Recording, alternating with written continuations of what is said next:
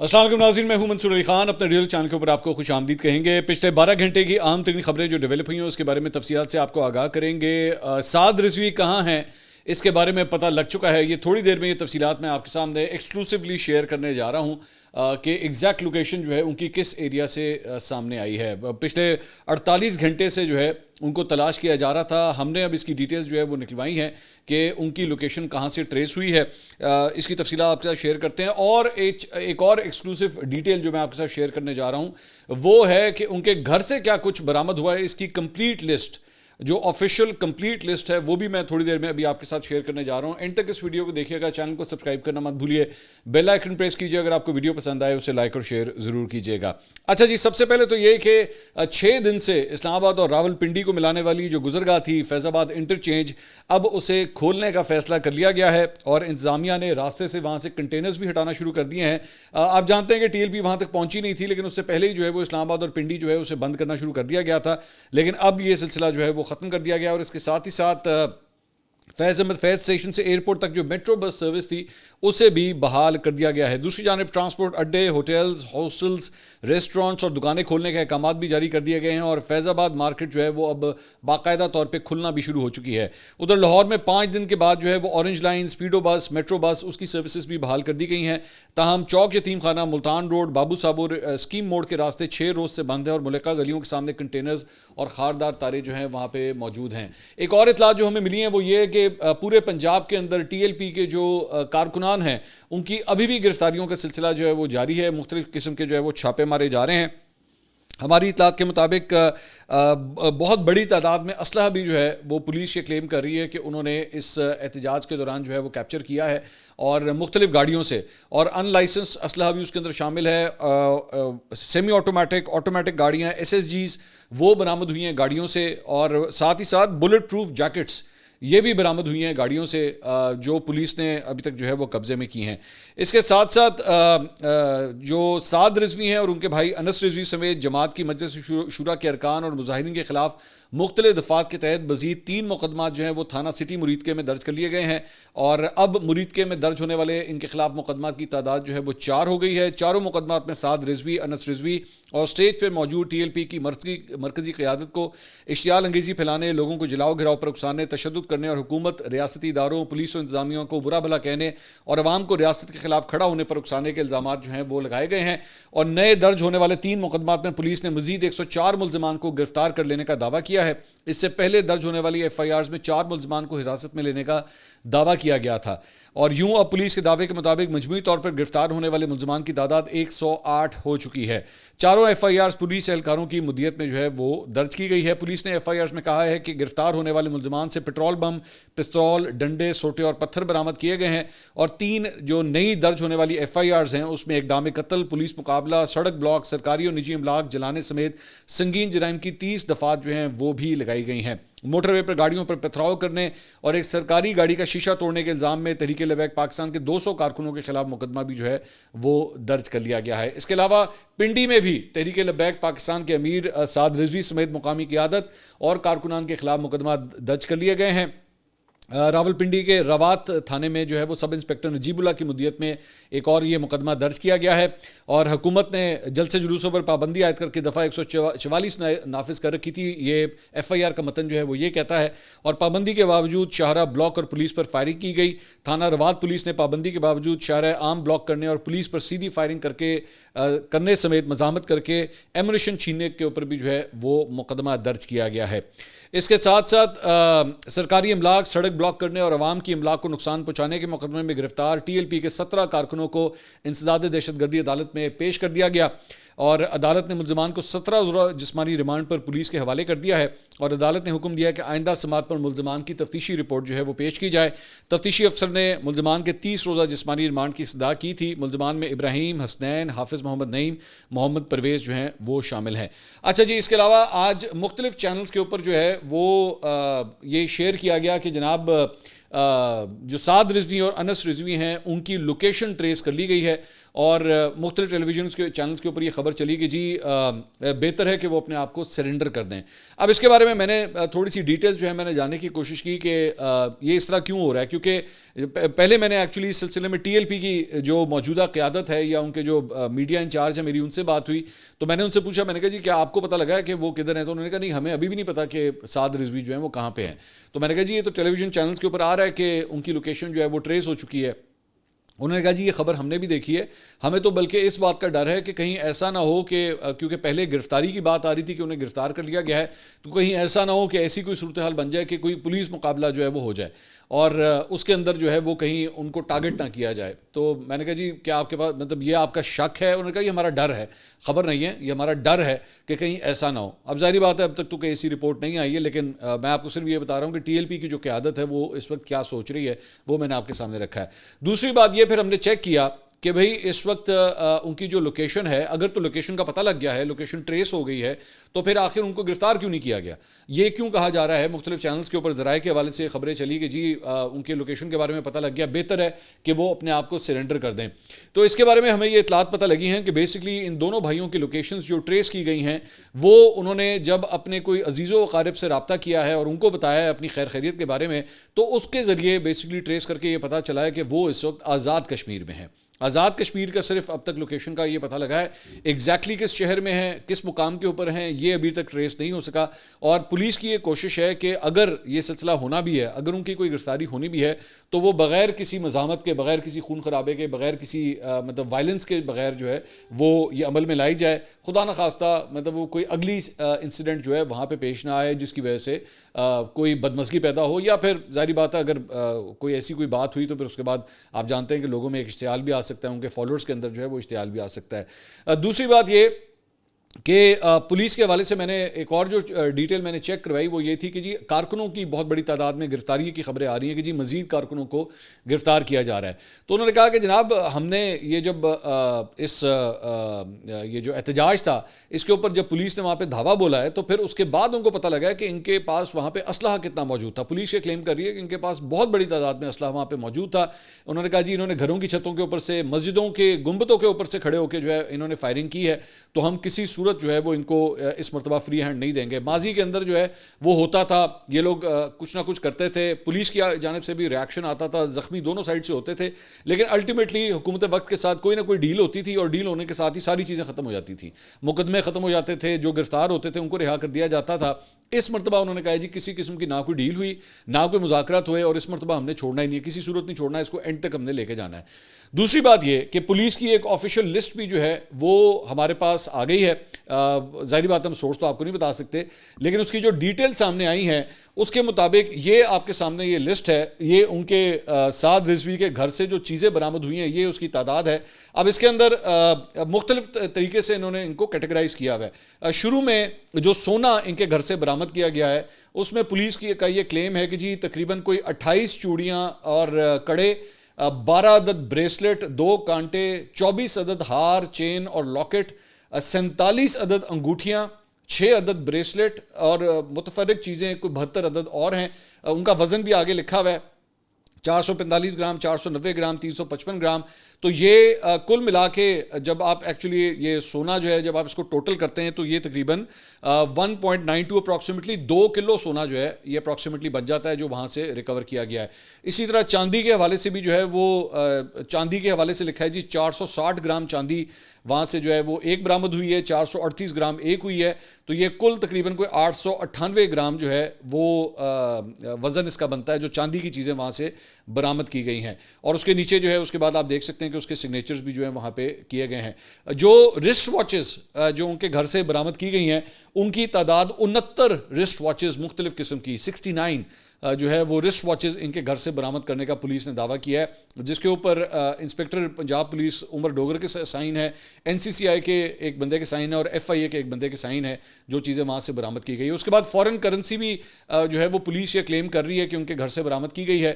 اس میں جو ڈینومینیشنز ہیں وہ تقریباً یہ 500 نوٹ جو ہیں وہ 100 کی ڈینومینیشنز والے تقریباً کوئی 50,000 کرنسی انڈین کرنسی بنتی ہے.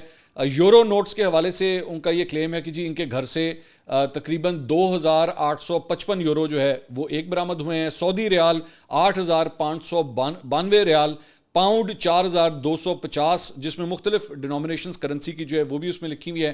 ہانگ کانگ کی جو کرنسی ہے غالباً وہاں پہ ڈالر, ہانگ کانگ کا ڈالر شاید ہوتا ہے, تو وہاں پہ بھی جو ہے وہ 2500 وہ ملے ہیں. کینیڈین ڈالر 200 کینیڈین ڈالر ہے. یو اے ای درہم 1440 یو اے ای درہم. سیرین کرنسی 5200.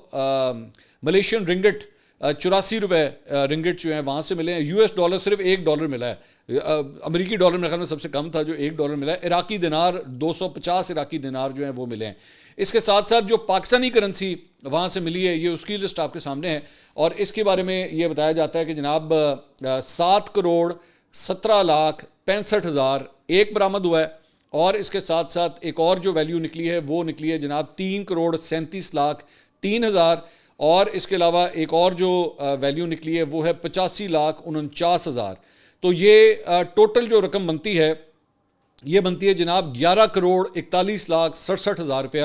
یہ ان کے قبضے سے جو ہے وہ پولیس نے برآمد کیا ہے. کلیم کر رہے ہیں کہ جناب یہ ہم نے ان کے گھر سے سارا کوئی برآمد کیا ہے. اس کے علاوہ وہ جو ایک ہار ہوتا ہے جو اکثر آپ دیکھتے ہیں کہ پہنائے جاتے ہیں لوگوں کو, کرنسی کے ہار, وہ بھی برآمد ہوئے ہیں, اور وہ تقریباً 1.5 لاکھ روپے مالیت جو ہے وہ ان ہاروں کی بتائی جاتی ہے جو ان کے گھر سے برآمد کیے گئے ہیں. تو پولیس کی یہ ایک پوری لسٹ ہے جو ہم نے آپ کے سامنے رکھی ہے. اور اس کے ساتھ ساتھ صرف کہانی یہاں نہیں, کرنسی نوٹس اور جولری نہیں بلکہ پرائز بانڈز وہ بھی جو ہے وہ یہاں سے برآمد ہوئے ہیں. اور اس کی جو ویلیو بتائی جا رہی ہے وہ 100 روپے کے جو پرائز بانڈ ہیں اس کی ویلیو 1,90,000. 50 روپے کی جو پرائز بانڈ کی ویلیو ہے 17 کاپیاں, 19 کاپیاں 100 روپے کی, 17 کاپیاں 50 روپے کے پرائز بانڈ کی 85,000 اس کی ویلیو بنتی ہے. 20 روپے کے پرائز بانڈ کی ایک کاپی نکلی ہے, 20,000 اس کی ویلیو ہوگی. 10 روپے کا پرائز بانڈ 10,000 اس کی ویلیو ہوگی. اور اس کے ساتھ ساتھ 75 روپے والا پرائز بانڈ جو ہے اس کی 22,500, 3,09,500 روپے کی پرائز بانڈ جو ہے وہ نکلے ہیں. اور جو گرینڈ ٹوٹل بنتا ہے جو کرنسی ویلیو اور اس کی جو اوور آل کمپلیٹ ویلیو جو چیزیں نکلی ہیں وہ جو بنتی ہیں وہ ہے جناب 11,44,76,500. 11.5 کروڑ اپروکسیمیٹلی جو ہے وہ کلیم کیا جا رہا ہے پولیس کی جانب سے کہ یہ ایسٹس جو ہیں وہ ان کے گھر سے برآمد کیے گئے ہیں جو گھر کے اندر پڑے ہوئے تھے. تو یہ اتنی بڑی تعداد میں ظاہری بات ہے, میں نے جب یہ سب سے پہلے خبر آئی تھی, اب تو یہ پورا ایک بریک ڈاؤن سامنے آیا نا. پہلے جو خبر آئی تھی تو اس وقت یہ کہا گیا تھا کہ ویڈیوز وغیرہ اس کی آئی تھی کہ یہ چیزیں وہاں سے برآمد ہوئی ہیں, لیکن اس کا بریک ڈاؤن جو ہے وہ سامنے نہیں تھا. اب یہ بریک ڈاؤن بھی سامنے آ گیا ہے کہ ایکچولی اس کی ٹوٹل ویلیو جو ہے وہ کیا بنتی ہے. اب اس کے اوپر ظاہری بات ہے ٹیکسیشن کے حوالے سے بھی سوال ہوں گے, اور کہ سورس آف انکمز کیا تھے کہ 11.5 کروڑ ایک کوئی چھوٹی اماؤنٹ, 11.5 لاکھ رکھنا بڑا مشکل کام ہے گھر کے اندر. تو 11.5 کروڑ روپیہ گھر کے اندر پڑا ہو تو ظاہری بات پھر اس کے لیے سیکورٹی بھی پھر اس کے مطابق ہی چاہیے ہوگی. تو تحریک لبیک کے حوالے سے جناب وہ یہ اپڈیٹس ہے. فواد چودھری صاحب نے ایکچولی اس پہ ٹویٹ کیا, انہوں نے کہا تحریک لبیک پر پولیس ایکشن پر اتھارٹیز مبارکباد کی مستحق ہیں, اور جس طرح ریاست نے خود کو منوایا یہ بہت ضروری تھا, لیکن ضروری ہے کہ سعد رضوی سمیت تمام ملزموں کی گرفتاری ظاہر کی جائے اور قانون پر عمل ہو. نامعلوم کر دینا ریاست کا کام نہیں, حکومت خود قانون کا احترام کرے تاکہ شہریوں سے قانون پر عمل کا مطالبہ کر سکے. اہم یہ ہے کہ کوئی بھی شہری تشدد کا نشانہ نہ بنے اور اسے عدالت میں پیش کیا جائے اور اس کے قانونی حقوق جو ہیں اسے دیے جائیں. اس کے علاوہ ایک اور خبر کے مطابق جناب ڈان اخبار میں ایک بڑی انٹرسٹنگ رپورٹ جو ہے وہ شائع ہوئی ہے, اور human rights commission of Pakistan نے یہ رپورٹ دی ہے جس میں انہوں نے کہا ہے کہ جنوری 2025 سے لے کر اب تک صوبہ پنجاب میں 500 سے زائد مبینہ مقابلے ہو چکے ہیں جن میں 670 سے زیادہ افراد ہلاک ہوئے. یہ تعداد ملک کے دیگر تمام صوبوں سے سب سے زیادہ ہے.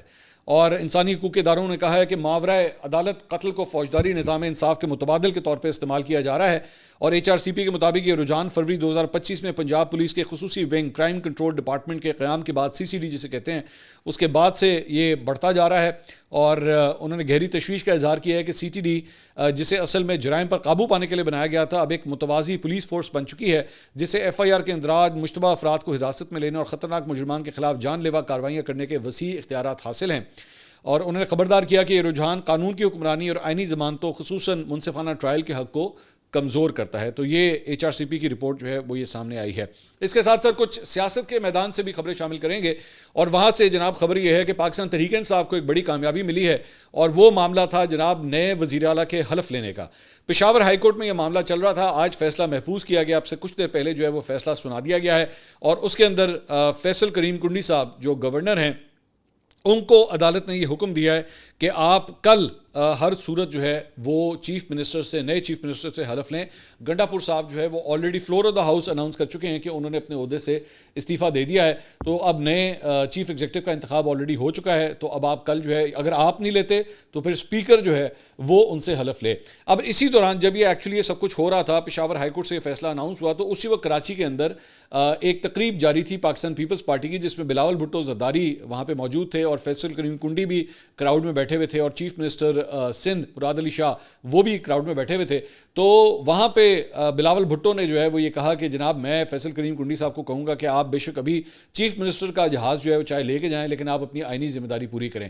اب مجھے سمجھ نہیں آ رہی تھی کہ مطلب میں تو خود یہ بات کہہ رہا تھا کہ پچھلے 2-3 دن میں آپ نے جو بھی یہ سارا فس کریٹ کیا اس کی ضرورت نہیں تھی. میرے خیال میں it was quite embarrassing for Pakistan Peoples Party کے اس معاملے کو ایویں بلا وجہ لنگر آن کیا گیا. علی امین گنڈا پور پبلکلی اناؤنس کر چکے ہوئے تھے کہ وہ استعفیٰ دے چکے ہیں. وہ انہوں نے باقاعدہ طور پہ اپنے استعفیٰ لکھا بھی, اس کو ریسیو بھی کروایا, بعد میں اس کے بعد ایک اور استعفیٰ لکھا, لیکن بلا وجہ کے جسے کہتے ہیں نا نون میں نکالنا اس میں سے کہ نہیں اینج نہیں ہے اس میں یہ نہیں لکھا. وہ اکثر جس طرح ہمارے سرکاری دفاتر میں ہوتا ہے نا, پاجانا ایتھے اے والا سگنیچر نہیں لگا, اے والا سائن کروا کے لے کے آؤ. تو یہ بالکل وہی والی حرکت جو ہے وہ گنڈا پور صاحب کے ساتھ کی جا رہی تھی. الٹیمیٹلی کیا ہوا, پشاور ہائی کورٹ نے ان کے حق میں فیصلہ دے دیا, اور یہ پوری ایکسرسائز جو 2-3 دن کی چل رہی تھی, میں تو کئی تجزیہ کاروں کی گفتگو سن رہا تھا جس میں انہوں نے کہا تھا بس اے ہون کچھ ہو جانا ہے, اے اینج کچھ ہو جانا ہے, ابھی آپ دیکھنے یہ ہو جائے گا. کچھ بھی نہیں ہوا, نتھنگ ایٹ آل. اور بلکہ بلاول بھٹو نے بھی فیصل کریم کنڈی کو کہہ دیا کہ جائیں جا کے آپ ان سے جو ہے وہ حلف لیں. اب میں کل کے حوالے سے صرف یہ بات سوچ رہا ہوں کہ جب وہ وہاں پہ کھڑے ہوں گے اور وہ حلف لے رہے ہوں گے, تو ظاہری بات ہے پاکستان تحریک انصاف کے بہت سے کارکن وہاں پہ آئے ہوں گے, کیونکہ حلف برداری کی تقریب میں اکثر وہ لوگ آتے ہیں. تو کنڈی صاحب کے لیے کتنی امبیرسنگ سچویشن جو ہے وہ ہو سکتی ہے. بائی دا وے ایک اور بات یہ ہے کہ مولانا فضل الرحمان صاحب کی جو جماعت ہے انہوں نے بھی جو ہے وہ نئے چیف ایگزیکٹو یعنی کہ نئے سی ایم کے انتخاب کو چیلنج کیا ہوا ہے کورٹ کے اندر. وہ معاملہ ابھی بھی جو ہے وہ کورٹ میں بائی دا وے پینڈنگ ہے, وہ معاملہ ابھی بھی وہاں پہ چل رہا ہے. اور اس کے اوپر جو ہے وہ جے یو ایف اے کے رکن صوبائی اسمبلی ہیں لطف الرحمان, انہوں نے یہ درخواست دائر کی ہے, اور انہوں نے کہا ہے کہ جی علی امین گنڈا پور کا استعفیٰ منظور نہیں ہوا اور دوسرے وزیر اعلیٰ کا انتخاب ہو گیا. نومنتخب وزیر اعلیٰ سہیل آفریدی کے انتخاب کا عمل غیر قانونی اور غیر آئینی ہے. اب میرا خیال میں چونکہ ایک کورٹ کا یہ فیصلہ آ گیا ہے کہ انہوں نے ویسے ہی کہہ دیا کہ جی حلف لیں, تو میرے خیال میں یہ ریڈنڈنٹ ہو جاتی ہے یہ والی پٹیشن. موسٹ پرابلی کل جب یہ اگر کیس لگے گا دوبارہ تو اس کے اندر یہ پلیڈ کر دیا جائے گا پی ٹی آئی کی جانب سے کہ جناب آلریڈی حکم آ چکا ہے کہ آپ حلف لے لیں, تو شاید اب یہ درخواست جو ہے وہ مزید آگے نہیں چلے گی. تو دیکھتے ہیں اس پہ مزید کیا ہوتا ہے. اس کے علاوہ انسداد دہشت گردی کی خصوصی عدالت نے عمران خان کی ہمشیرہ علیمہ خان کے ناقابل ضمانت وارنٹ گرفتاری جاری کر دیے ہیں, اور انسداد دہشت گردی کی عدالت میں تھانہ صادقہ آباد میں 26 نومبر کے گھراؤ جلاؤ کیس کی سماعت جج امجد علی شاہ نے کی. عدالت نے علیمہ خانم کی حاضری سے استثناء کی درخواست مسترد کرتے ہوئے ان کے ناقابل ضمانت وارنٹ گرفتاری جاری کیے, اور بعد میں سماعت جو ہے وہ کل تک کے لیے ملتوی کر دی گئی ہے. اس کے علاوہ عمران خان کی بہنوں کو آج اڈیالہ جیل میں ملاقات کی اجازت نہیں مل سکی عمران خان صاحب سے. توشہ 2 کیس پنجاب کے ایم پی ایس کی بڑی تعداد آج اڈیالہ جیل کے باہر پہنچی تھی, اور کارکنان بھی وہاں پہ بہت بڑی تعداد میں تھے. بعد میں barrister safe, barrister Ali Zafar اور بیرسٹر گوہر نے ملاقات کی اور بعد میں پریس کانفرنس کی. بیرسٹر گوہر نے کہا کہ توشہ 2 کیس میں پروسیکیوشن نے دلائل مکمل کر لیے ہیں. عمران خان نے گزشتہ روز کے پی کے میں وزیر اعلیٰ کے منتخب ہونے کے عمل پر خوشی کا اظہار کیا. انہوں نے اس بات پر وہ خوش ہیں کہ تمام ایم پی ایز نے بغیر کسی گروپ بندی کے ووٹنگ میں حصہ لیا. حلف برداری کا عمل بھی بخوبی مکمل ہونا چاہیے. جمہوری پروسیس میں کوئی ابہام نہیں ہونا چاہیے, عمل قانون کے مطابق جو ہے اس کے اوپر عمل ہونا چاہیے. اس کے ساتھ ساتھ جناب شہباز شریف صاحب نے جو ہے وہ آپ جانتے ہیں کہ کل ان کی بڑی ایک مطلب جولی قسم کی ملاقات تھی ڈونلڈ ٹرمپ کے ساتھ, اور اس کے بعد انہوں نے تعریفوں کے بڑے پل باندھے تھے. اس کے اوپر بھی بڑی تنقید کی جا رہی ہے ان کے مخالفین کی جانب سے کہ مٹھا کچھ زیادہ ہی ہو گیا سی, لیکن اس کے اوپر جو ہے وہ بعد میں پرائم منسٹر نے ایکچولی ایک ٹویٹ کیا. انہوں نے کہا جب میں شرم الشیخ میں ہونے والی غزہ امن کانفرنس کے بعد وطن واپسی کے لیے جہاز پر سوار ہو رہا ہوں تو چاہتا ہوں کہ کچھ خیالات شیئر کروں کہ وہاں جو کچھ ہوا وہ کس قدر ممکنہ طور پر ایک تاریخ ساز موڑ ثابت ہو سکتا ہے, اور اور کیوں پاکستان اس عمل میں اتنی گہرائی سے شامل رہا ہے؟ پاکستان کی سب سے اہم ترجیح غزہ پر مسلط کی گئی نسل کشی کی مہم کا فوری خاتمہ تھا۔ دیگر برادر ممالک کے ساتھ مل کر یہ ترجیح بار بار اور واضح طور پر بیان کی گئی۔ صدر ٹرمپ کے لیے ہماری شکر گزاری اس بات پر مبنی ہے کہ انہوں نے وعدہ کیا کہ وہ اس ظلم کو ختم کروائیں گے، اور انہوں نے اپنا وعدہ پورا کیا۔